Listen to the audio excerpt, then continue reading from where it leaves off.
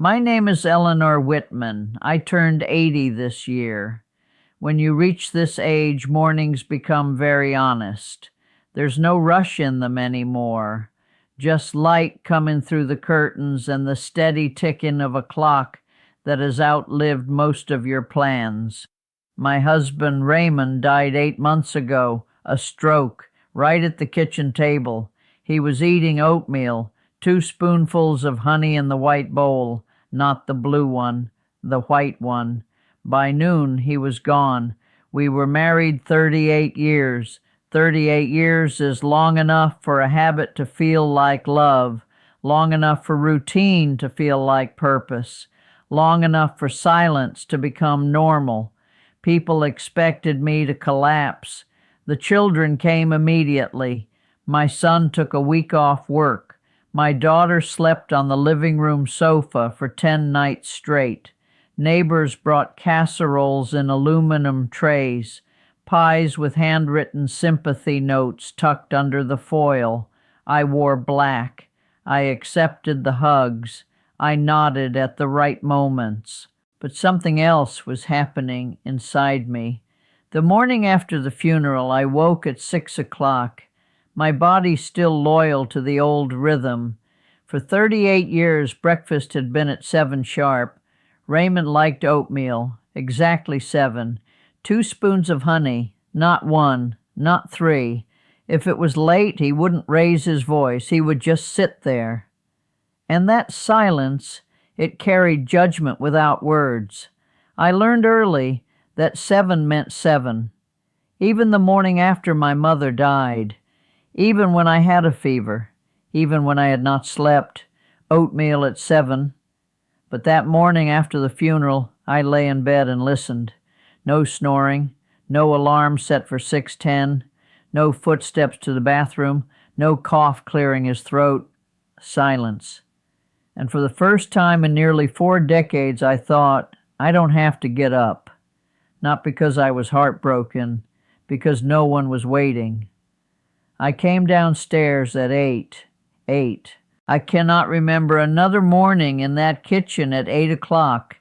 It felt like walking into someone else's house. I put the kettle on, not the coffee maker. Raymond drank coffee, black, same brand for 38 years. I bought it automatically, like refilling a prescription. In the back of the cabinet sat a box of green tea my daughter had given me the year before. I had never opened it. I made the tea. And then I did something I had never done in 38 years. I sat in his chair, by the window, the best seat in the kitchen, the one facing the yard. I had always sat with my back to that window, always. I looked outside and saw the maple tree glowing in early light, the grass silver with dew, a robin hopping along the fence, and I thought, it's beautiful. I didn't know it was this beautiful. And I laughed, not from joy, from disbelief. It took a funeral for me to see my own yard. Then the laughter faded, and a cold thought crept in. What is wrong with me? Raymond was not a monster. I want that understood. He did not shout. He did not hit. He did not gamble away money or disappear overnight.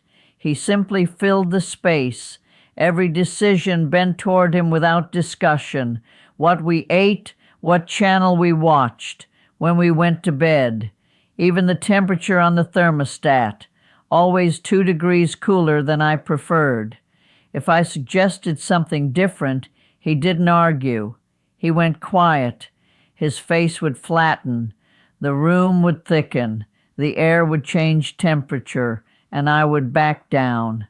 After enough years, you stop testing the air. You learn the shape of someone else's comfort, and you fold yourself into it. I remember when I was 43, the children were at friends' houses. The evening was open and quiet. I said, maybe we could go to the coast for a weekend, just us. He looked at me and asked, why? Just that. Why? Not cruel, not angry, but as if joy required justification. I said something about fresh air, a change of scenery. He said, "I'm fine right here," and turned on the television. We never went to the coast, not once in 38 years. But the moment that stays with me most clearly happened when I was 52. I woke in the night with a sharp pain in my abdomen. I could not straighten up. I touched his shoulder and said, "I think I need the hospital." He looked at the clock, 2:40 a.m. "Let's wait until morning," he said. "It might pass." And he rolled over. I lay there for 3 hours staring at the ceiling, not thinking about the pain, but thinking this: if it were him, I would already be in the car. By morning, the pain was worse. Gallstones, surgery, 4 days in the hospital. He visited once, 20 minutes. When I came home, the kitchen sink was stacked with dishes from every day I had been gone. I stood there, stitches pulling at my side, and began washing them, and something inside me went quiet, not dramatically, not angrily, just dim, like a porch light left on too long. After that, I stopped asking for weekends, stopped suggesting restaurants, stopped humming while I cooked. I stopped wearing red after he once said, "What is that you're wearing?" in a tone that made me feel foolish. Gray was easier. Beige didn't invite comment. 38 years of neutral colors. 38 years of careful silence. The children saw a steady father. He attended their games, paid tuition, fixed the car when it stalled. They saw dependability. I saw the man who never once asked, "What do you want?" Those are two different people. When he died, I didn't rearrange anything at first.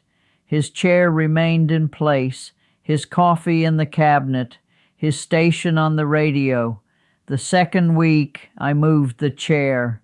The third week, I changed the radio station. The fourth week, I turned the thermostat up 2 degrees. Each change felt like trespassing, as though he might walk in and ask, "Why did you do that?" But he didn't. And that is when I began to understand what I was feeling. It wasn't grief in the way people expected. It was air. I could breathe. And the shame of that breath has followed me ever since. I am 80 now. The shame has softened, though it hasn't vanished completely. In the early months, I judged myself harshly. What kind of wife feels lighter after losing her husband? But grief is not one shape. It bends around truth. I loved Raymond in the way I knew how, in the way I was taught: loyalty, endurance, duty. I made his breakfast. I kept the house. I stood beside him at weddings and funerals and holiday dinners. But I did not feel seen. And when he died, the part of me that had been holding its breath finally exhaled. That is not cruelty. That is survival.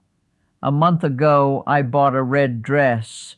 The saleswoman asked if I needed help. I almost said no out of habit.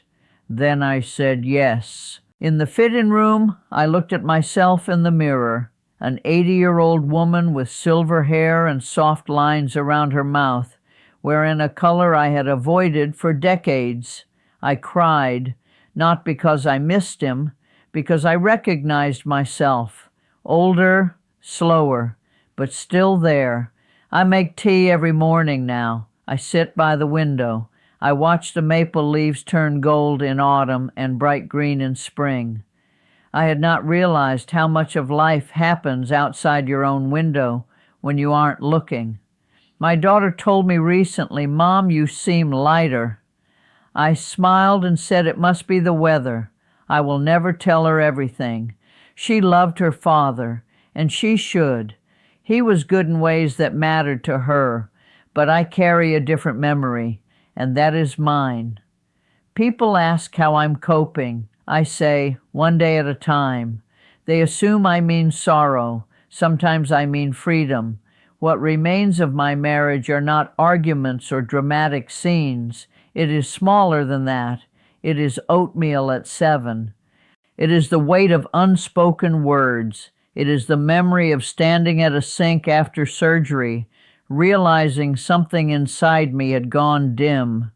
But what also remains is this: I am still here, still capable of choosing my seat at the table, still capable of wearing red, still capable of saying yes to myself. There is a particular quiet that comes with age. It is not empty. It is spacious. I sit on my porch in the evenings now. The air cools. The neighborhood settles. I think about how many years I believed that peace meant keeping someone else comfortable. Now I understand something different. Peace is being able to sit by your own window without asking permission. I do not celebrate his death. I do not resent his life. I simply acknowledge the truth of mine. And if there is one thing I have learned at 80, it is this: do not wait for silence to teach you who you are. Sit by the window now, look out, and notice your own life while it is still happening.